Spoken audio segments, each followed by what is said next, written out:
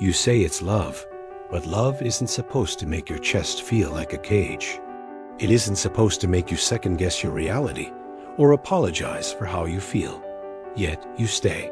Not because it feels right, but because it feels known. Familiar, like an echo from a place you can't name. You mistake the intensity for intimacy, the longing for love, the silence for mystery. But beneath the surface, something in you is exhausted. You monitor your words, shrink your needs, walk on emotional eggshells, all in the name of keeping peace, even though there's no real peace here. There's only the illusion of connection, built on intermittent warmth and sudden coldness. And still, you wait for the tenderness to return, for the version of them that smiled at you in the beginning. But that version only shows up when you're ready to leave. And every time they pull you back in, your sense of self fades just a little more. What you don't see is that this isn't love. It's repetition. You are reenacting a bond you never healed. A dynamic that once taught you love was something you had to earn. And so, you've become a master of holding on to pain and calling it devotion. You ignore the ache in your gut, the tremble in your voice, the parts of you that want to run. Because something deeper, older, has convinced you that staying is safer than being alone. That chaos is better than emptiness. That being chosen, even occasionally, is worth your silence. But there is a cost to this kind of love. A cost your soul keeps trying to show you. The tightness in your chest isn't anxiety, it's truth. A truth you've buried under years of survival. A truth that says, this isn't love. This is fear dressed as loyalty. And every time you abandon yourself to keep the connection alive, you reinforce the idea that your worth is conditional. But it never was.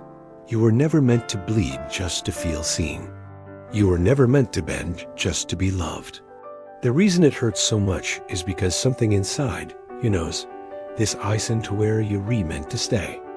There's a part of you that knows this isn't right, and still, you crave them. Not just their presence, but the feeling they give you when they finally soften. When they finally touch your face like it means something. When they finally give you the version of themselves that once made you feel chosen. It never lasts, but in those moments, it feels like home. Like a long exhale. Like maybe, just maybe, it was worth the wait. But what you're really hungry for isn't them. It's relief. Relief from the ache of not being enough. Relief from the fear that everyone eventually leaves. They're not the source of love. They're the trigger of your longing. And that longing didn't begin here. It was planted long ago, when your emotional needs went unmet and you learned to silence your truth to keep the bond intact. So you don't just fall in love with this person. You bond through pain. You become addicted to the cycle, to the highs and lows, to the reward that comes after emotional starvation. It's not love that keeps you here. It's hope. Hope that if you endure enough, sacrifice enough, prove your worth enough, they'll finally stay the way they were in the beginning. But that beginning wasn't real. It was a mask, a performance, a hook, and deep down, you know it. That's why the more you give, the more invisible you feel. That's why you wake up tired, even after sleep. Your nervous system is stuck in vigilance, waiting for the next shift, the next withdrawal, the next explosion. You've confused unpredictability with passion, control with care, possession with love. But this isn't love. Love doesn't make you question your own memory. Love doesn't punish you for needing clarity. Love doesn't leave you wondering whether you're cherished or just convenient. And yet, you excuse the pain. You normalize the distance. You romanticize the cycle, because the alternative would mean grieving not just them, but the version of you that still believes this is all you deserve. And that grief feels unbearable, because it would mean admitting you built your hope on someone who feeds your fear more than your heart.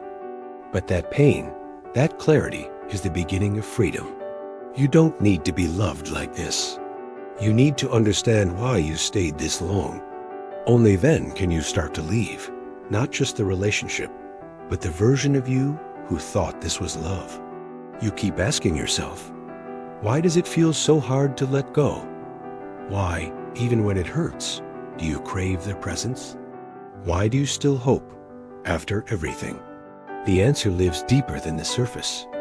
You're not attached to who they are now. You're attached to who you needed them to be. They became the symbol, the mirror, the reenactment of an old emotional wound. A wound that once taught you that love is something you must earn, survive, or chase. And so, their inconsistency doesn't just confuse you. It activates something sacred and unfinished in you. The parts of you that were denied, neglected, abandoned. They all rise up and try again. You don't just love them. You're trying to rewrite your own story through them, to finally win love from a place that once denied it. But this isn't rewriting. It's repetition. The pattern doesn't change by playing it again.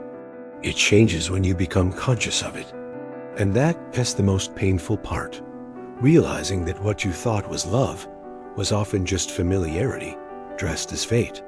That the electricity you feel isn't chemistry, it's recognition. Not of the soul, but of the wound.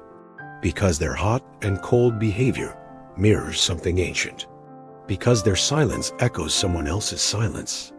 Because their emotional absence feels like home. Not because it's safe, but because it's known. And the psyche seeks the known, even if it hurts. Especially if it hurts in just the right way. That's how deep the pattern goes.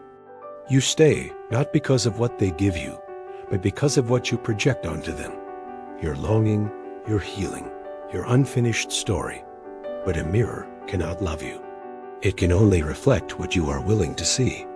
And what you've seen in them, the love, the possibility, the warmth, was never truly theirs to give. It was yours.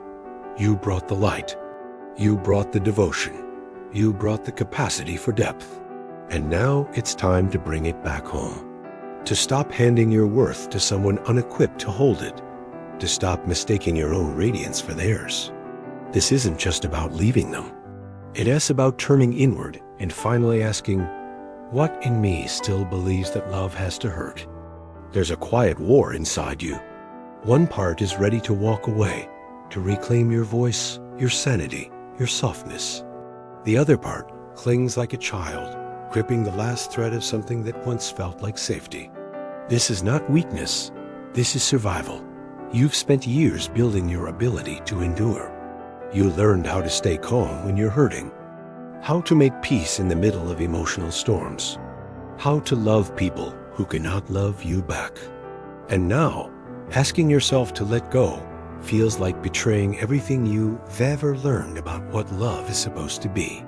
Because somewhere along the way, you started confusing endurance with loyalty, pain with depth. The longer you stay, the more your mind protects the illusion. It tells you it's getting better. It reminds you of the few good moments. It recycles memories like they're proof. But your body tells another story. The tightening in your chest, the numbness after arguments, the way you've stopped laughing the way you used to. That's the real truth. And deep down, you feel it. You are not being loved. You are being managed, controlled, contained. But you've learned to normalize it, to call it compromise, to say everyone has issues, as if that excuses the erosion of your soul. And now, you're at a threshold. The moment where the illusion starts to collapse under its own weight, where the cost of staying begins to outweigh the fear of leaving. But with that clarity comes guilt, grief, doubt, the fear of making the wrong choice, the fear of being alone, the fear that maybe this is as good as it gets. But that voice isn't your truth. That is the voice of the part of you that was never taught how to receive love without sacrificing yourself first. And now, it's time to teach that part something new.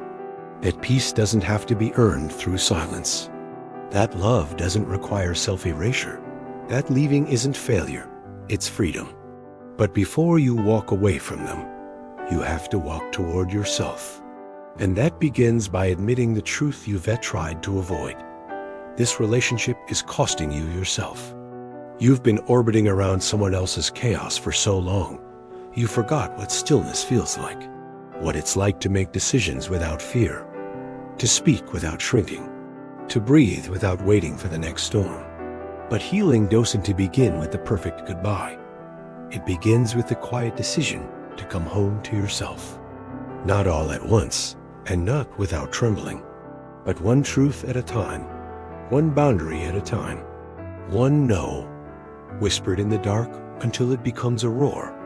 At first, it feels unnatural to not explain yourself, to not chase clarity from someone who is never willing to give it, to grieve a person who is still alive, but not truly with you.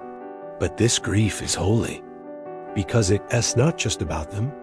It is about every time you silenced your needs to be chosen, every time you accepted crumbs and called it dinner, every time you made yourself smaller just to fit into a space that was never meant to hold you. And now there's something awakening in you. It's quiet, but powerful. It says, I want more. Not more intensity, not more drama, more truth, more peace, more connection that doesn't require self-abandonment.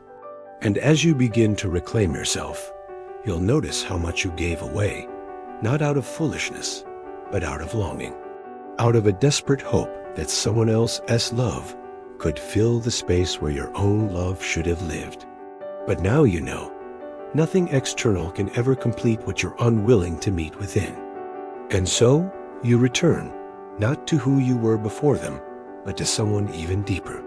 Someone who no longer confuses pain with meaning, who no longer entertains love that feels like a performance, who no longer needs to be broken to be seen.